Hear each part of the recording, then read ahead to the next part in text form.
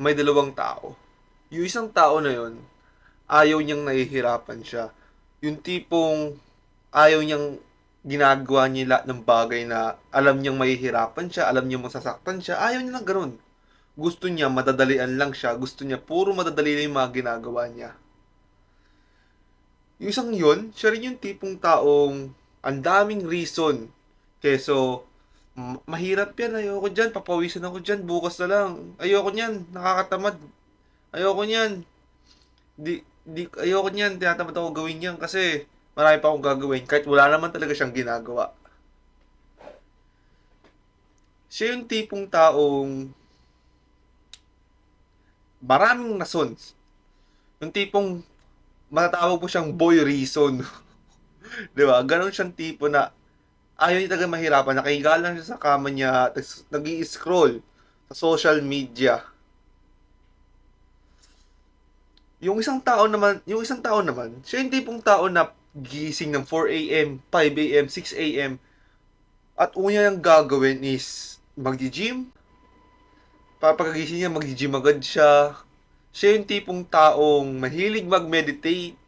Siya yung tipong taong gusto niya nasasaktan siya, gusto niya nahihirapan siya. Hindi siya takot mag-failed. Siya yung tipong tao pag walang ginagawa or for example may ini-edit siya, tapos naglo-loading yung screen, magagawa siya ng 10 push-ups. Sobrang discipline niya. Hindi niya nalalagpasan or hindi siya nag-i-skip ng legs.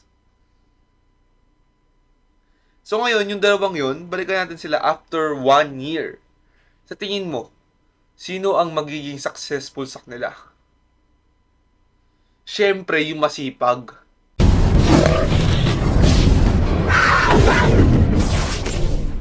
Ang problema kasi sa mga tao ngayon is ayaw nilang nahihirapan sila.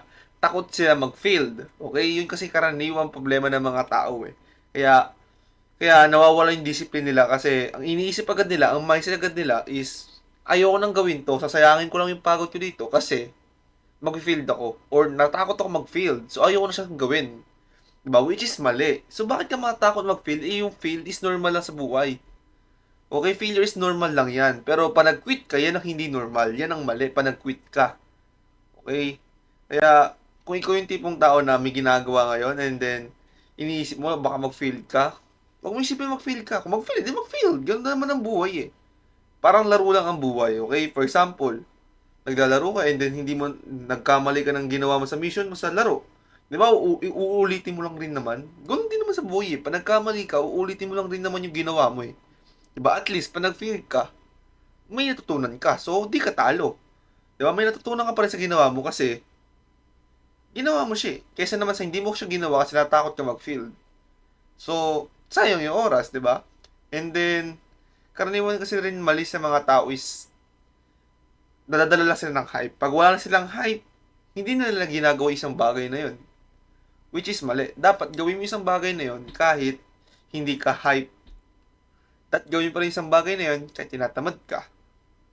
Okay? And then, marami kasing mga tao din na puro lang na one day, one day, one day, one day, one day, puro one day. Or, siguro for example, naisipin nila mag-workout or mag-diet, sasabihin na, okay, bukas mag-diet na ako, bukas mag-workout na ako, pero kinabukasan, wala. Another kinabukasan naman ulit daw. O minsan naman, sasabi, next month mag-diet na ako, next month mag-workout na ako. Or minsan, hintayin ko muna mag-Monday para sakto. Which is mali. So, bakit mo pa hihintayin yung araw kung pwede mo naman gawin ngayon? 'Di ba? Ako honestly, kapag wala akong ginagawa, for example, nag-edit ako or may ginagawa ako sa course or sa loob ng Macho Brotherhood, and then nag-loading yung screen, makikita niyo yan, no? May yellow dyan, yung parallel bar. Nag-ano ako, inverted inverted chin-ups para sa biceps ko. Minsan nag-roast ako. And then may dalawa kami dito ng brother ko na dumbbells. Minsan naglalata races ako. So, yun. Basta may free time ako, hindi ko makakalimutan mag-workout. Okay? So, sobrang importante mag-workout ka. So, ano yung mga solusyon na pwede nyo gawin para maiwasan nyo tamarin or para mas mag-improve yung consistency nyo at disiplina nyo? Una-una is gawin nyo yung 1-2-3 method. Okay? Ang 1-2-3 method, for example, pagkagising mo ng umaga, medyo inaantok ka pa. Medyo tinatamad ka pa bumangon kasi pikit pa yung mata mo. Ang lagi mo lang gagawin, okay? 1-2-3, and then tayo. Sobrang effective nito. Ito yung lagi kong ginagawa hanggang ngayon. Okay, pagkagising ko ng umaga, lagi ko lang ini-implement yung 1-2-3 method. Then pagka 1-2-3 ko, tatayo agad ako. Kasi pag tumayo ka na, no choice ka rin na, mababangon ka na talaga. 'Di ba? And next naman is, siyempre, mag-meditate ka. Okay, sobrang importante mag-meditate ka. Okay, kaya dito sa loob ng Macho Brotherhood is, siyempre, meron tayong meditation. Tuturuan namin kayo doon kung ano yung magandang gawin nyo or ano kailangan nyo gawin pag nag-meditate kayo. Plus, ang maganda dito is sabay-sabay tayo mag-meditate, di ba?